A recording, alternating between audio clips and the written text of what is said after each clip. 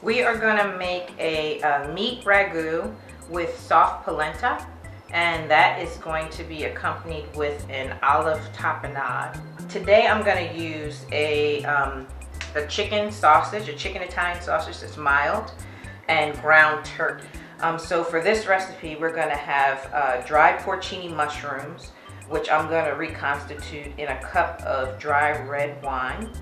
Olive oil to saute off the Italian sausage and the ground turkey, sea salt, cracked black pepper, some large diced onions, rough chopped garlic. Remember, garlic adds great flavor, but if you mince it, it's going to just take over your dish. So I tend to chop it a little bit larger. Flavorful stock. For this one, I'm using chicken stock, which is pretty universal, but if you're going to substitute beef, you can use flavorful beef stock.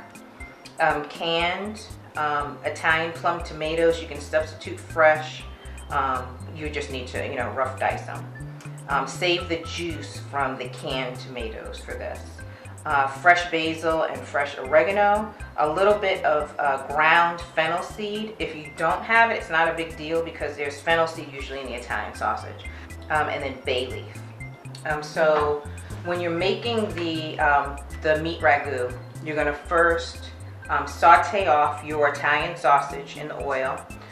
Take it out with a slotted spoon, leave the fat in the pan. Use that fat to saute off the ground turkey. Once the ground turkey is nice and brown, you're going to take that out, once again leaving the fat in the pan. To that, you're going to add your onions and your garlic. I mixed mine. Saute that off until it's just slightly brown. And then once that's been sauteed off, add your wine to the onions and garlic, bring it to a boil, then reduce your heat and let it simmer until it reduces down by half. And then once it's reduced down by half, then you're going to add your meat back to the pan, season it with a little bit of salt and pepper. You're going to add your flavorful stock, your tomatoes. Squeeze your tomatoes if you bought the canned plum tomatoes so that they break up. Your fresh basil, your fresh oregano, your ground fennel, bay leaf, and your reserved porcini mushrooms. I had some fresh baby bella mushrooms, so I'm going to add it. If you don't have additional mushrooms or you're not a big mushroom fan, don't worry about it. Let that simmer for about an hour or until the meat is tender and the flavors start to mesh. If you see any fat that rises to the top, just try to skim that off. Cover to keep that warm and set that aside. And now we're going to make the creamy polenta. If you can't find polenta in the store, or they only sell that tube of the pre-cooked stuff, just buy fine cornmeal. Polenta is basically finely ground cornmeal. You're going to bring, for this, I have 1 cup of flavorful chicken stock, and to that I added a half cup of cream. So you're going to bring that up to just about a boil, and then you're going to whisk in your cornmeal. It's going to start to thicken almost immediately, so you can turn your heat down. Once the cornmeal, the polenta now, is nice and soft and tender, to that you're going to add your grated Parmigiano Reggiano cheese or Parmesan cheese.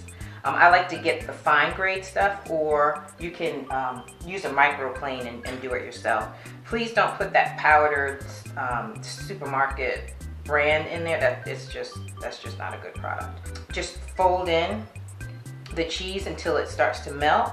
Add your butter to it, like 1 tablespoon of butter. Taste it. It should be nice and creamy. Shouldn't be salty. Very flavorful. And then with this, I like to serve an olive tapenade. Olive tapenade is basically an olive relish, similar to what they use like on a muffaletta sandwich in New Orleans. So for the olive tapenade, it's simply Spanish olives is what I'm using today. But if you have an olive mix that you like of pitted olives, use what you like.